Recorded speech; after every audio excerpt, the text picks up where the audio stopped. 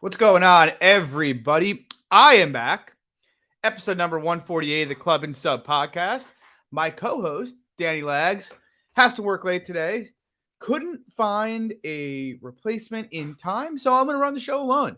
Should be a bit quicker this week. We got UFC Singapore, which I think is an interesting card. I've seen a lot of takes on Twitter. It's not a great card for betting. Stay away, yada, yada, yada. I don't really agree, to be quite honest. There's a couple spots I like a fair amount. It will start at 5 a.m. Like Jared Curry said, it is breakfast cocktail fight week. That is right. Although we might want to wait to the main card to start the breakfast cocktails. 5 a.m. is early. But who knows? Maybe we'll get after it. We'll see what happens. Real quick, we'll talk about last week. Again, losing week. I had 3 bets. Kept the slate kind of small. Moroz was my biggest bet. Obviously, that didn't go well. Yeah, I mean, look, I basically expected her toughest round of the entire fight was going to be round 1, and that if she was going to get finished, it would be pretty early. Pretty frustrating to see her tap out with a second left in the fight or in the round. But it is what it is. I also had Andrea Lee small against Natalia Silva. She lost fairly quickly. Or not fairly quickly, but fairly candidly. And then I had a small bet on Gerald Mearshart against Sandra Petroski. Fight went similar to how I thought it would go. I thought it would be a pretty close fight. Obviously, Mearshart hung in there, fought pretty well, ultimately lost a split decision. I have no issue with the decision. Thought it was fine. Thought it could have gone either way. Clearest round of the fight. Clearest round of the fight was round 2 for Petroski. 1 and 3. 3 was pretty clear Mearshart, but 1 was close. So, yeah, I mean, no complaints. Is what it is. We move on. I like this week. Hopefully we get back on the right foot here this week. Bunch of plays and a bunch of perspective plays for me here. But we'll jump right into it with that.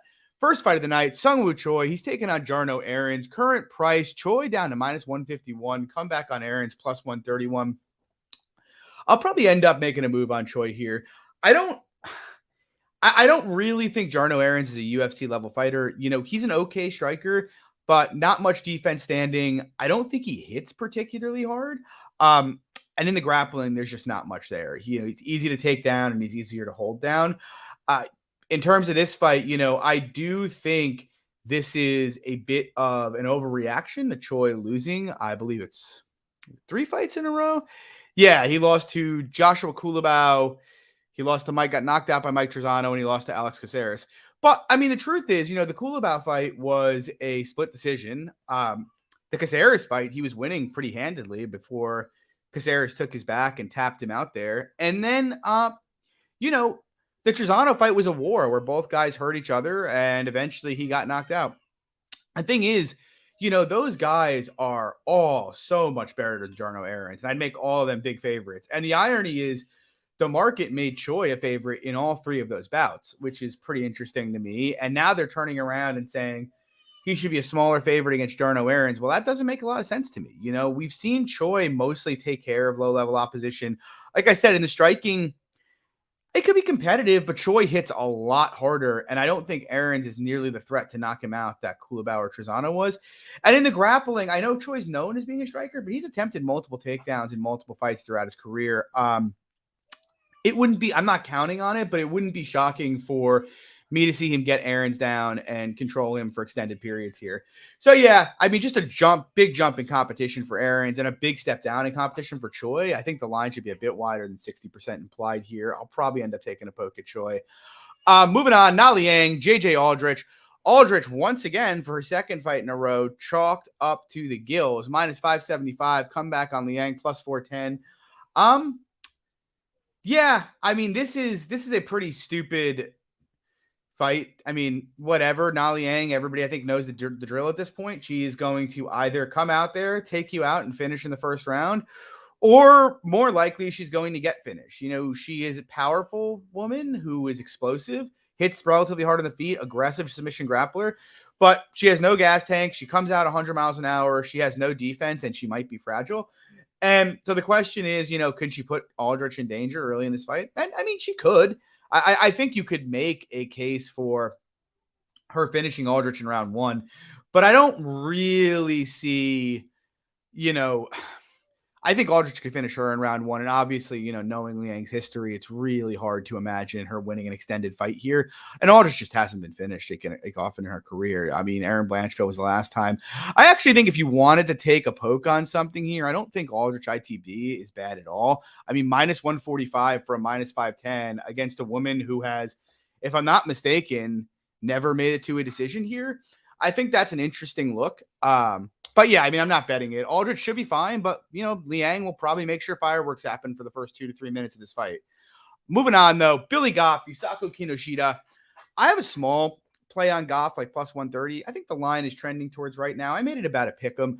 Honestly, it's not the most confident play I've ever had in my life. The thing is that makes me kind of sick about it is I laid Kinoshita minus 220-ish against Fugit. He obviously closed in that fight minus 450, and now the market's turned all the way back around here and has him at near pick against the debutante, and that's always scary. You like those kind of like rapid fluctuations in lines tend to not go well. It's like I faded Daniel Zellhuber in his last fight against Lando Venata. Zellhuber went from minus 450 in his first fight to basically pick him with Venata. So these can be market overreactions and market overcorrections. The thing is with Goff, I think Goff's a pretty good prospect. He's a decent striker, great cardio, pushes a pace, and he's a pretty good wrestler. And he'll attempt, 5, 6, 7 takedowns a fight, and a pretty good submission grappler as well, I think. So I actually think Goff is probably a better fighter than Adam Fugit is. And also, I think just a bit more durable. And on the other side with Kinoshita, look, I like this guy in his first fight with Fugit, and I still like some of the aspects of his game. He's a good leg kicker, very sharp on the counter. He obviously hits hard. I don't want to take too much out of the Fugit fight, just because, I mean, that seemed really random. Like he got knocked down, got back up, and then got taken down and just collapsed. And it wasn't the first time he was taken down in that fight. He was taken down, I think, 2 or 3 times prior, and he just hopped right back up each time. But it was just a very, very bizarre quit job to me. And so when I say I think Goff's better than Fugit, I don't think that means he necessarily runs through Kinoshita here. Like I thought Kinoshita was going to run through Fugit. I still think he wins that fight far more often than not, to be quite honest. But I do think, Goff, if Kinoshita doesn't get Goff out of there early here, I think Goff is going to probably break him the longer this fight goes. But I do think Kinoshita's got a pretty high chance to get him out of there early. Goff's been hurt bad 4 or 5 separate times in his career, but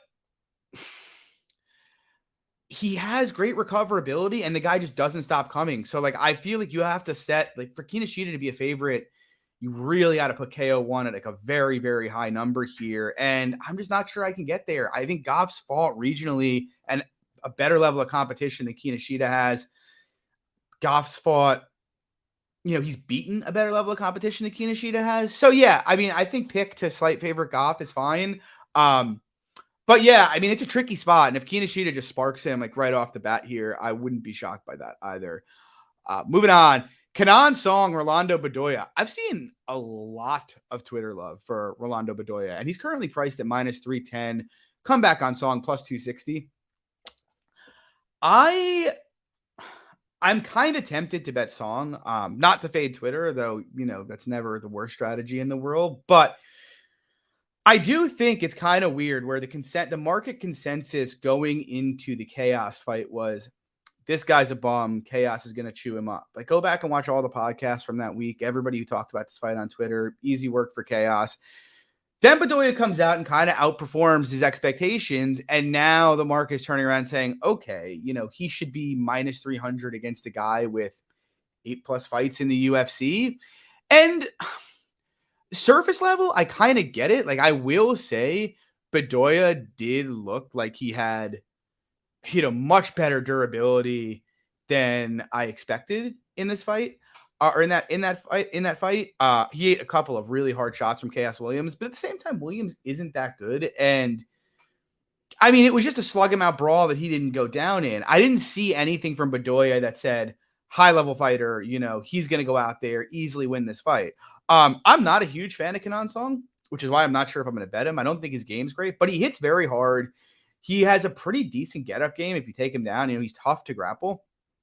And if you're going to give this guy a war, he's going to be live against anybody.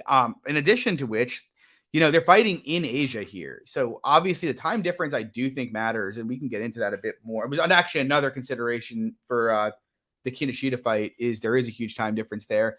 But yeah, I feel we know Bedoya is going to come out to brawl here. I don't think he'll have much success grappling, even if he tries for it. He's going to come out here and brawl. He has no defense. He's very easy to touch on the chin. I would say the best way Bedoya can approach this fight is just ripping calf kicks. And he might do that, but I also don't see a lot that screams intelligent fighter. I think more than likely than anything else, it's going to be a brawl. And I would favor, for sure, Bedoya in a brawl just because he's flashed better durability than what Song has flashed. But I mean, this is a huge step down for me and Gary for Kenan Song. Like, you're really to imply him less than 30%. You got to be pretty confident in Bedoya, and I can't really get there. Again, I'm not sure if I'll actually make the bet on Song, but I'm thinking about it, man. Like, he has just fought in the aggregate. He's fought and beaten just so much better competition, and we know he's probably going to get a fight that he wants. So, yeah, I mean, not sure what I'll do with it, but I feel like at this price, the side's got to be Song here. Moving on, we got Chidi and Jokuwani. He's taking on Mikhail Oleksiejczuk. Slide's been bouncing around all week. Currently, Mikhail Oleksiejczuk minus 116. Comeback on Chidi minus 104.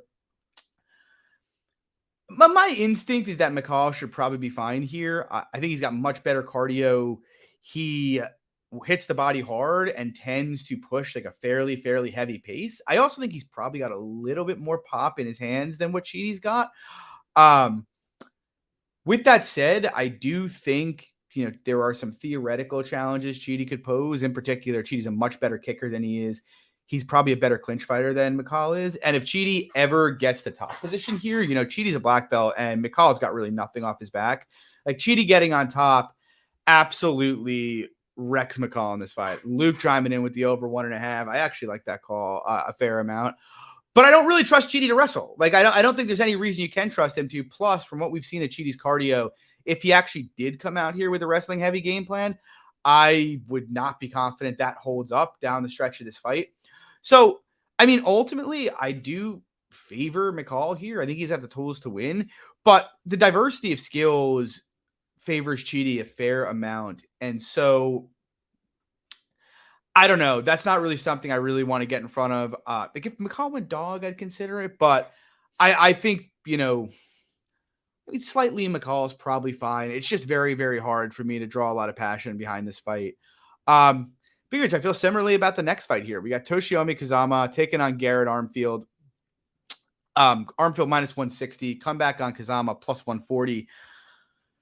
I honestly, pre-tape, I was pretty tempted to bet Armfield. Post-tape, I'm a little less sure. My thing with Armfield is I'm just not really sure what this guy is. There's a part of me that thinks the market is likely overhyping the Armfield side just because, he took a round off David Onama in his first fight on short notice, which was impressive. And I think he's got a decent skill set. He's a decent striker, relatively good wrestler, relatively strong submission game. Cardio, bit of a question mark. But beyond that, you go beyond that Onama fight, and man, this guy's he's really beaten nobody professionally. His best win is Stephen Graham, who's a near 500 fighter. Went to split with Mark Slider, who's not good 2 years ago. Got submitted by Matteo Vogel in 2021. I don't know. I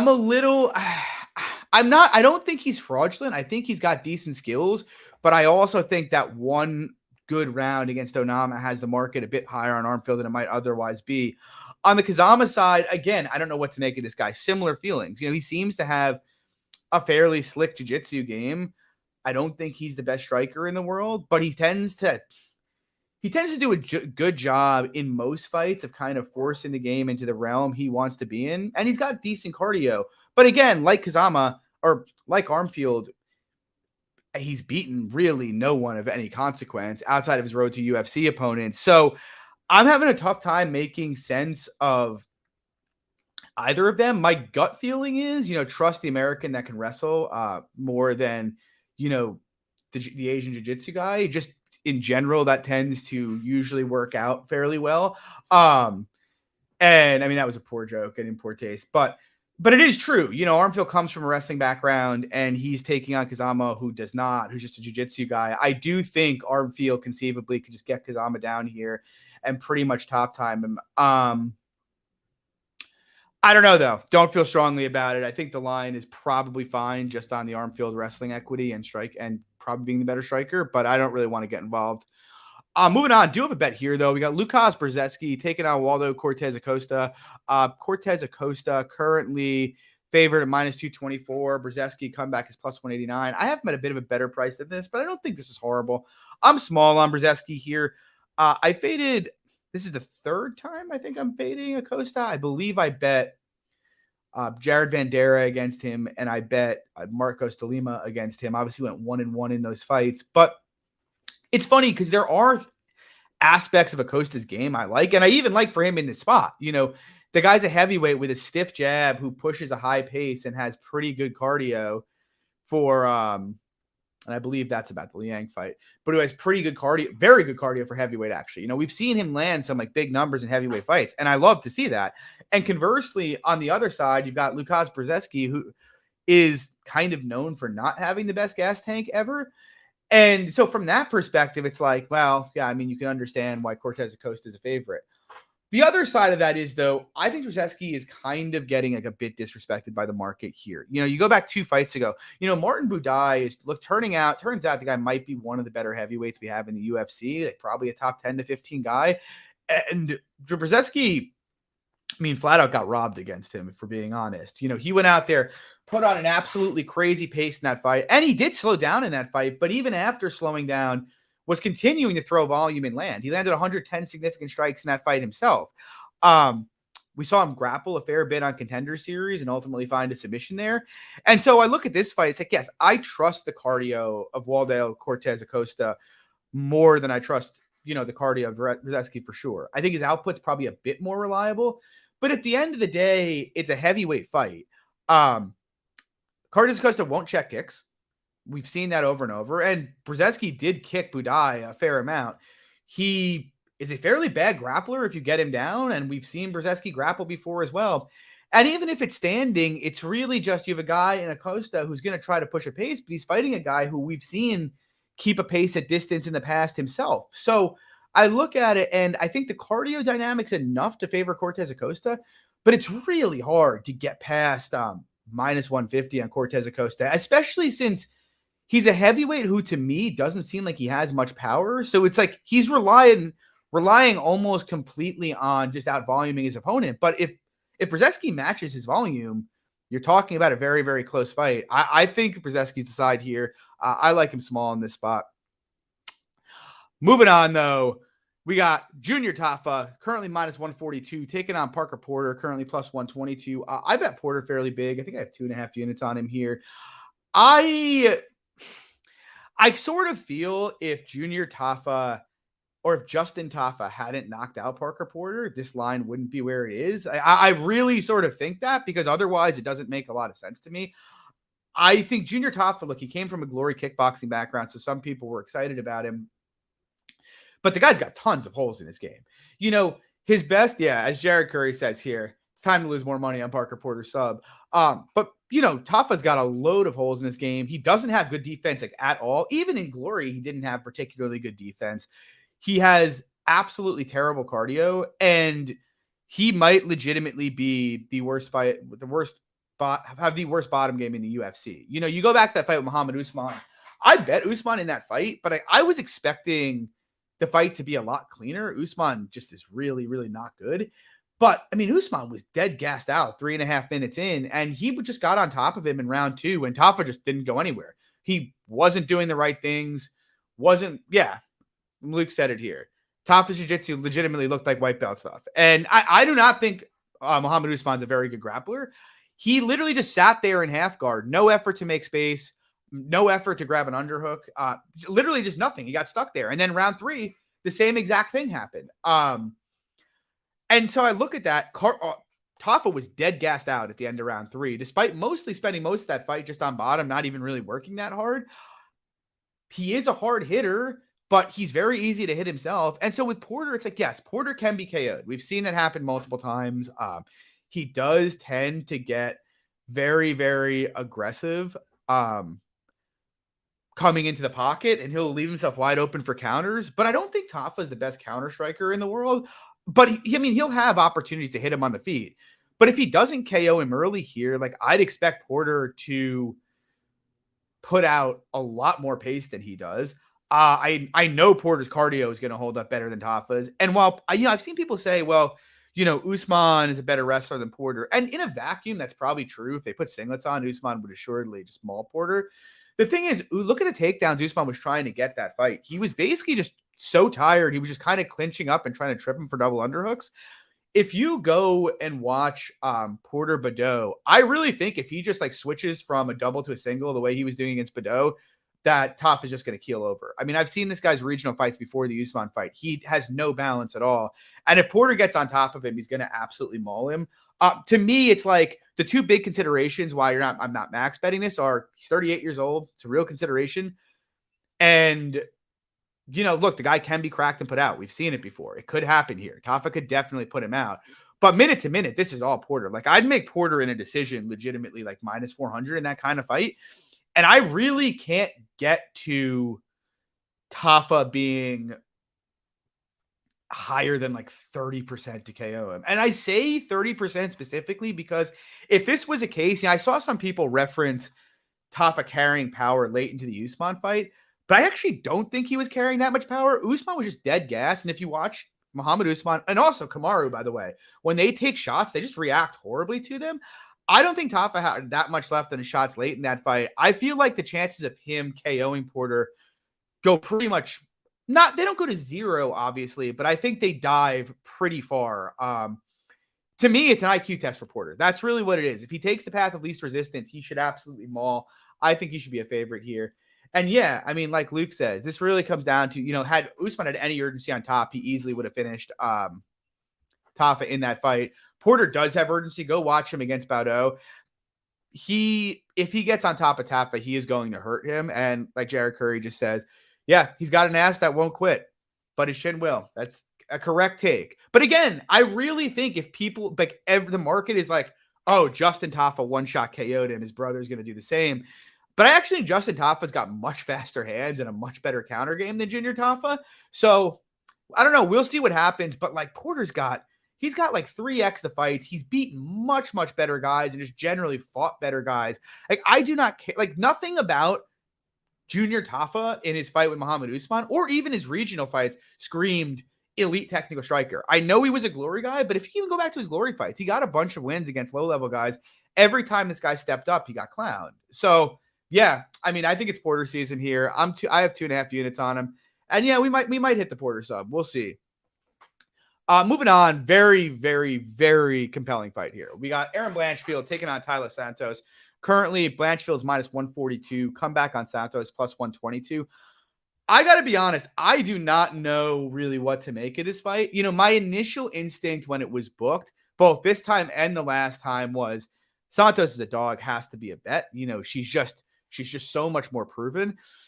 But man, like when you think about it a little bit more deeply, the question is like, is she? So like, if you go after, we'll throw out the Barella fight because Santos has, to her credit, looked way better since then. But she beat Molly McCann. Okay. I mean, that was not a tough fight for her. She fought Jillian Robertson, who basically just kept pulling guard and trying to armbar her. She fought Roxanne Modafferi, which is literally just a physicality test at the point in Roxanne's career she was in. And then she fought Joanne Wood. And Joanne Wood, I mean, was having plenty of success till she got hurt.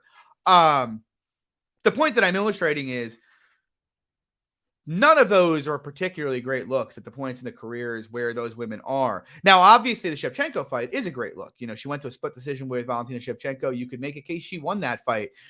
But I look at that and there's a part of me that's like, man, people might be putting a bit too much emphasis on the fact that, she was able to body triangle Shevchenko for a large portion of the fight. The truth is, for as dominant a champion as Shevchenko has been, there have been many portions of her career where she's looked really bad on bottom. She's never had a good bottom game. It's just that most women haven't really been able to get her down. So it hasn't been a concern, but Santos did. So again, impressive. I am impressed by her going to split with Shevchenko. But at the same time, I also am like, does it matter in the context here? Because I don't think there's very much chance that she's going to body triangle Erin Blanchfield for 3 rounds here. And on the other side with Blanchfield, it's like, look, she's coming off a great win. Even striking with Andrade, she looked pretty good on the feet in that fight. Though I will say, that fight's kind of aging like milk because Andrade looks like she might just be washed. But, beyond that, Blanchfield fought Miranda Maverick, absolutely dominated her. Of the 2 women in this fight, I sort of think, I know Blanchfield's got better cardio. I don't trust Santos' cardio at all. I guess I'd favor Santos striking just on power. But I do think, Erin has more theoretical dominant win upside in this fight. The thing I can't get over with Erin, and I'm going to need another fight or two really before I get over it, is the Aldrich fight. And I bet Aldrich in that fight, but man, the first 6 minutes of that fight, she was getting sprawl and brawled pretty easy and getting absolutely picked apart. And Taila Santos is a different animal than JJ Aldrich. In some respects, she's a very different animal than Jessica Andrade. Santos is a very heavy hitter herself. I do not think Aldrich or Blanchfield is just going to be able to bomb into the clinch and take her down. I think there's a chance she could get overpowered in those positions. And that Aldrich fight just makes me think, a striker that picks their shots effectively against her, who can keep it standing, could have a lot of success. And so I can't come away with a strong take here. My view is, I think more dominant finishing upside is on the Blanchfield side. Like, if you tell me one of these women comes out and just absolutely ragdolls the other on the mat, I'd have a pretty good guess that it's Blanchfield. But the other side of that is, again, like, what if she can't get her down? What if Santos is just too big and too strong and just mollywops her standing? Like, I don't think that's out of the question. I think the line is fine. Pick's going to be Blanchfield, but it's hard to get too passionate about it. Here's another one that I tried to get passionate about, but again, the year hasn't gone great, and I don't really want to be donating on Fernie Garcia. But we got Rinya Nakamura taking on Fernie Garcia. Nakamura minus 800, comeback on Garcia plus 550. Nakamura is an interesting prospect to me because he seems like an absolutely elite athlete, and his wrestling seems very, very good to me. But I'm not sure I trust him as a control grappler yet. Like, I don't think he's got, the best jiu-jitsu in the world. And he also has finished the vast majority of his fights in round 1, so I still think his cardio is a bit of a concern. And on top of that, we've seen him recently just prefer to come out and swing to death. And when he is swinging, yes, he hits very, very hard and he's very fast, but he's throwing very wild hooks and he is very, very easy to hit. And so now he's taking on Fernie Garcia, who I do not think is very good. I faded him against Journey Newson. He obviously lost his last fight to Brady Highstand, but Garcia is tough and he's durable. Like, he'll sit in there, bite the mouthpiece, and bang with you. And while I don't think Garcia is the biggest hitter, the way Nakamura exchanges, he's kind of a KO waiting to happen. Even in the grappling, I think it could be a lot more competitive than the market thinks it will be, just because, Fernie managed to keep his fight with Brady Highstand reasonably competitive, despite Highstand being a legit black belt and getting him down a bunch of times in that fight. I don't think Nakamura has as many tools to threaten Fernie with on the mat as Highstand did. So I look at the line and it's just like, man, this is his guy's UFC debut. Nerves are going to be there. He's in Asia. And we know there's a decent chance he's going to come out and just try to murder Fernie in the first 30 seconds here. It's like, if they exchange and Fernie lands 4 to 5 hard shots on the chin, it's like you basically covered your 15% right off the bat there. I don't know. I don't really want to fade Nakamura quite yet, just because I do think, I think the physical gifts and the wrestling gifts that Nakamura has are really, really top level, and he could potentially be something in the UFC. But at the same time, there's a very good chance he's just going to give Fernie a fight that he can win here. Like that could very easily happen. I'll probably end up passing it. I would probably need a bit of a bigger number to move on Fernie, but I think the line's a bit wide. Like, I would not be surprised if Nakamura was to come out here and get himself knocked out. It would not shock me. Moving on, we got Giga Chikadze taking on Alex Caceres. Chikadze currently minus 241. Come back onto Caceres plus 206. I really wanted to bet Caceres because Alex Caceres is my boy. I've bet him so many times. He's always a guy the market's generally underrated. And so, like, I saw this book and I'm like, well, Caceres has volume, cardio, and grappling upside in this fight. He surely can't be this wide against Shakad's. But I looked a little bit deeper at it and I thought some more about it. And I ultimately came away thinking the line is right. The thing is, I do think Caceres has like a decent amount of volume upside. Like him out landing Shakad's by 15 to 20 strikes here wouldn't really shock me. And I do think he could have some grappling upside here. The thing is, Caceres he rarely proactively grapples. He'll maybe attempt 2 to 3 takedowns across a fight. He's not a very good wrestler. Like we know Giga's been at out in California at Dariush's gym for a long time now. I do think his grappling has improved a decent amount. Like, yes, if Caceres gets him down and gets to his back, Giga's going to be in deep shit here. But I don't think it's going to be that easy for Caceres to do, especially because Caceres on the feet doesn't like the pressure. And I think if you want to wrestle Giga, you're going to have to pressure him. He likes to kind of just sit back and point strike with you. So I don't think him getting takedowns will be easy here. If anything, it's like, I feel like a Caceres back take is more predicated on, maybe Giga throwing a high kick and slipping and falling down, like kind of similar to, or them being in the clinch and Caceres just doing something crafty to a back take. But I don't expect a ton of Caceres wrestling success. It could happen. I could be wrong about that. There's not like a ton of tape on Giga defending takedowns, but just in general, Caceres his style of striking and his general like lack of physicality makes me think it'll probably be pretty hard to get Giga down. And then like striking, like, yes, like I said, I think Caceres could land more strikes here. The problem is the degree of power optics is going to massively favor Giga here. Like he hits so much harder than Caceres does. I think he's a lot harder to land head strikes on than Caceres is. You go back and watch the Choi fight and, Choi was landing flush hammers over and over and over again against Caceres in that fight. I think Giga will have a lot of success with that. And I really am inclined to think Giga could finish him on the feet. And if not finish him, I sort of think the chances are pretty high that the power optics are just going to massively outshine Caceres here. And then the last thing, and this is kind of what put me over the edge. Like you go back and watch the Sadiq Yusuf fight, and like they're in opposite stances, but the way Caceres Caceres basically lost the fight via leg kicks because his leg just got battered in that fight, and he was visibly hurt and limping around. He just doesn't seem to deal with them well. And Chikadze does kick legs very, very hard. So, yeah, I think between the power upside, the physicality difference, and the knockout upside, I think Chikadze has to be, I don't want to say the side. I'm picking him to win the fight, but I think 70% Chikadze is probably fine in this fight. Moving on, we got a weird rematch that nobody really asked for. We got Ryan Spann minus 128 against Anthony Smith. Come back on him plus 108. I'll be honest, I have really no idea why this line is what it is, to the point that I'm like a little nervous about it. Like if I hadn't looked at, Tapology voters who had 85% for Spann to win this fight, I'd be a great deal more concerned because we saw this fight 2 years ago.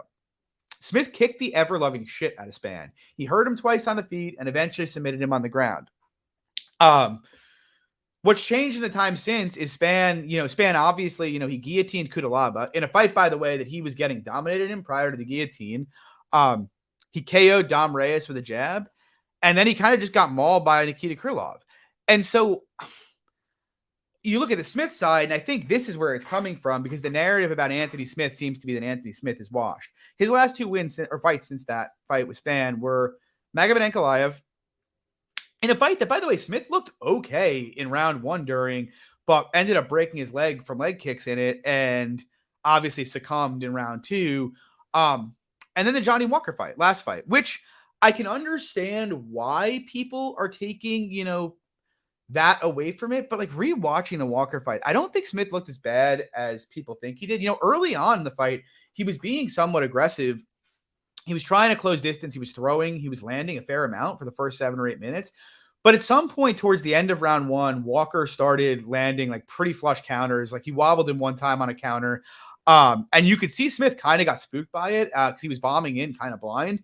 And so Smith kind of moved back and tried to just counter Walker himself. But to do that, he basically put himself in kicking range. And Walker, to his credit, for one of the first times in his career, stuck to a game plan, landed 98 significant strikes, and just absolutely chewed Smith's calf up in that fight.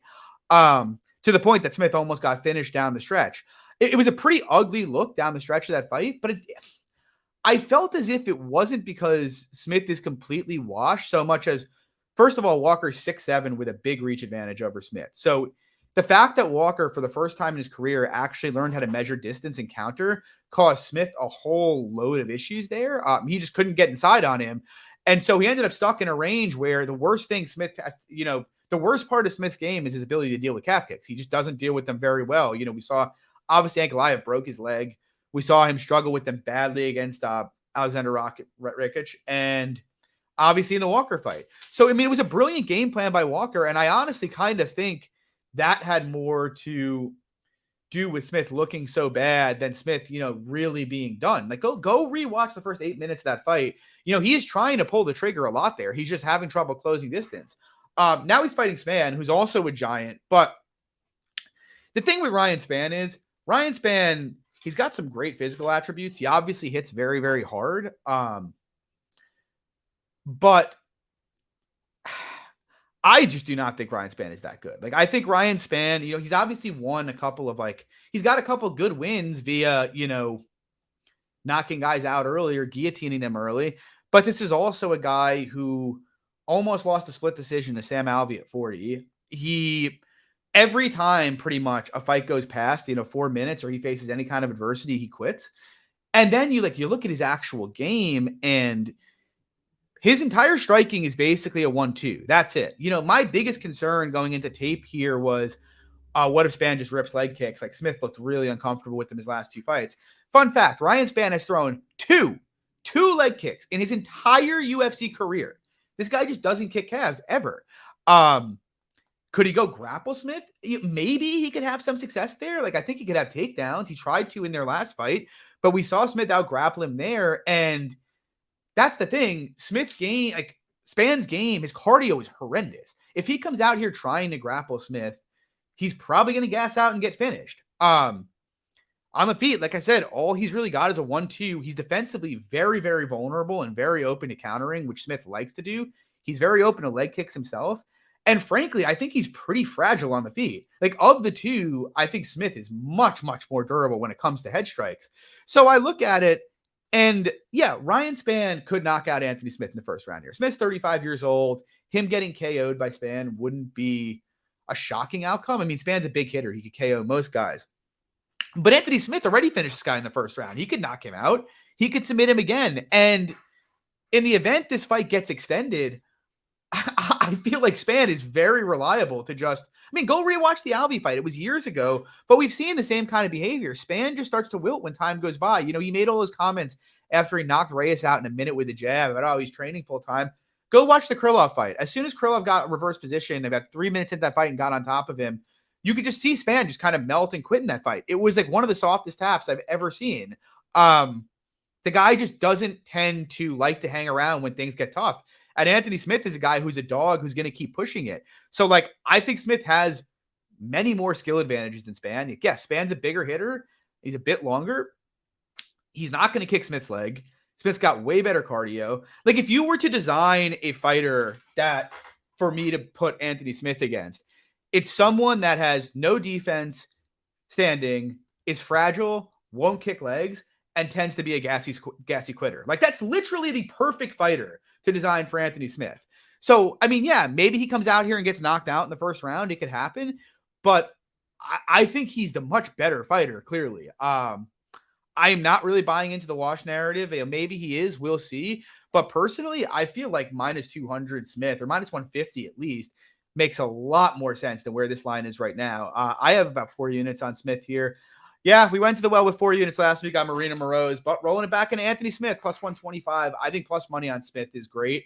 We'll see what happens. Moving on, main event of the evening. Not really a lot to say here. We got Max Holloway, minus 800, taking on Korean Zombie, Chan Sung Jung, plus 550. The line says it all. To me, Jung seems washed.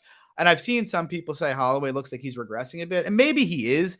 But it's hard for me to come away thinking Holloway's that regress. He beat Arnold Allen pretty thoroughly. Not as aggressive as he's been in some of his more recent against and more friendly matchups. But beyond that, he's basically just been fighting Volk. The only other fights mixed in there were an absolute beatdown of Calvin Kattar and a pretty significant beatdown of Yair Rodriguez, if we're being honest. He's taking on Korean Zombie. Zombie, he's an old guy. Let's be honest. He's looked old for a while. It seems like his durability is fading here. I don't really think he has much grappling equity against Holloway. You know, maybe he could land 2 or 3 takedowns here, but Max is very hard to take down and very, very hard to hold down. So him actually controlling Max seems very, very unlikely. Yeah, I mean, Max has better pace, better cardio. Max is like the most durable fighter in the history of the UFC, and Zombie's got declining durability. I think Max checks every box here. I think the line's right, and he should destroy. The one thing I'm kind of interested in is I saw people have like steamed overs here, and I'm not going to bet unders, but I think if you can get any of those Holloway like minus 160, minus 150 inside the distances out there, I haven't decided if I'll play it, but I think it's an interesting look. And I think people are playing it because if you go back and look at the very recent past of Max Holloway, you know, he's been to a lot of decisions. In his last 1, 2, 3, 4, 5, 6, 7, 8 fights, he went to decision. But prior to that, he had finished 6 of 8 fights. And if you actually go look at those fights, there's a fight up at lightweight with Dustin Poirier, you know, one of the best lightweights ever.